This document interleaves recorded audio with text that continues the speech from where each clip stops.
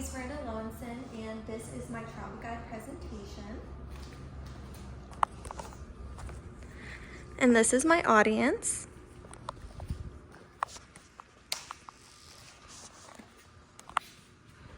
So today, I want you to close your eyes, and I want you to picture getting on a plane going to paradise. It kind of exists different for everyone, but today, I want us to travel. And where we're going to travel is South America. Now, asking my friends who are under 30 where South America is, they're going to think it's South America. We're going to Mexico. But we're going to Argentina, which is a little bit further south than Mexico. When you think of Argentina, you think of the warm weather, the sun on the beach, and lots of beautiful people and great Hispanic cuisine. But we're going to go dive deeper into what Argentina really has to offer beyond just the culture, and something that I found very just interesting that I didn't know that exists. So if you take a look at me right now, I'm completely ready for the beautiful, hot Argentinian weather, right? But we're going to travel Los Glaciares, and for everyone in America, it's the glaciers.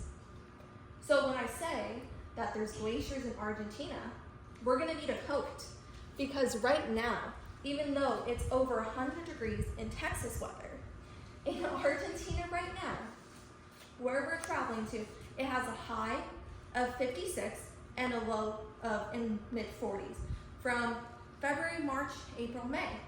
So if we wanted to be snowbirds, this is the best place to go. And why the glaciers, you might ask? Well, it's everyone's hot topic. Look at this. Absolutely gorgeous and picturesque. In the early 2000s, everything is on Instagram. Everything is worth pictures. And if you're going to travel, why not document it? So this is one of the many points of the glaciers. There's a north entrance and a south entrance, and today we'll be talking a little bit about the southern entrance. But there is 47 different glaciers. You would think Argentina's hot, that everything's gonna melt, that the ice caps are gonna melt. But somehow there's 47 acres upon acres of gorgeous ice caps that we can experience today. And I, as living in Texas for the last 2 years, would like to cool down like everyone else. Climate change is killing our planet. There was arguments on whether or not it existed, whether or not it's a real thing. But it is. And since we are at the age where we notice these different changes about the ice caps melting and our Earth not being as well preserved as it possibly could be, why would we not just go experience life itself and have these memories that we can pass on to our kids, our grandkids, and their grandkids, so on. So it's a big reason why to just travel down, because oftentimes when we think about glaciers, we think about the North Pole, where Santa lives, or the Southern Hemisphere, where it's just extremely cold. There's not just glaciers, there's also 28 different hiking trails. So you can keep your blood warm and keep exercising. One of the most important ones is the Laguna de los Tres, which is 4.8 rated on Google. So multiple people are talking about how amazing this trail is. I think it's worth exploring. It's only 13 miles long, so you can burn some calories and pick it back up with the amazing cuisine. And it's only 3,000 feet into the air, so it's not like hiking Mount Everest, but you can see the great views that Los Glaciers in the national park has to offer. How we get there. Everyone's a logistical person. So I know this might seem a little daunting, but it is a 19-hour flight from Houston International Airport into La Calafate.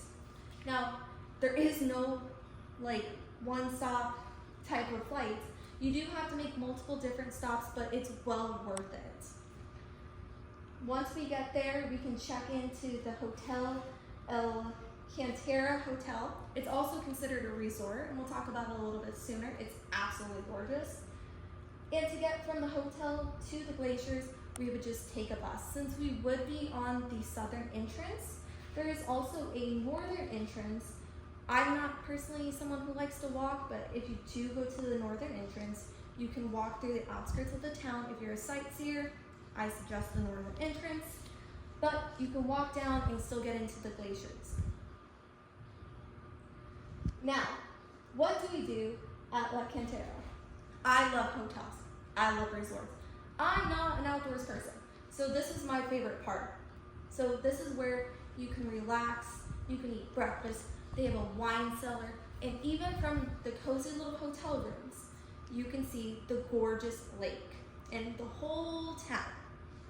If you don't believe me, this is how it looks at sunset.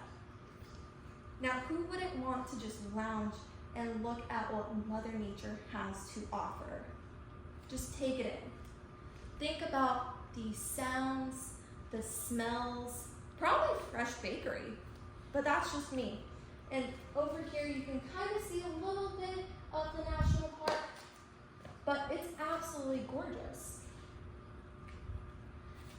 Petiro Moreno Glacier. You don't have to pronounce it correctly to enjoy it. I'll say that. This is the #1 rated excursion. This is where you can do absolutely anything your heart desires. So first, they have kayaking. Where else in the world can you kayak around glaciers? I've never heard of it. You probably can do it in the North Pole, but in Argentina, that's crazy. The boat tours. This is big, especially since they are disabled friendly.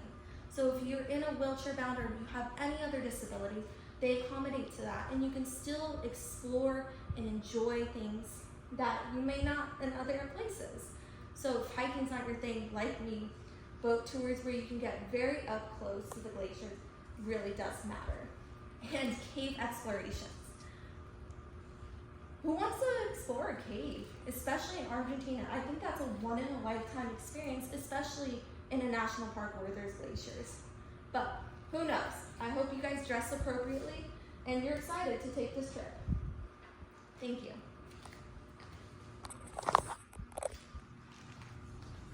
Say bye, guys.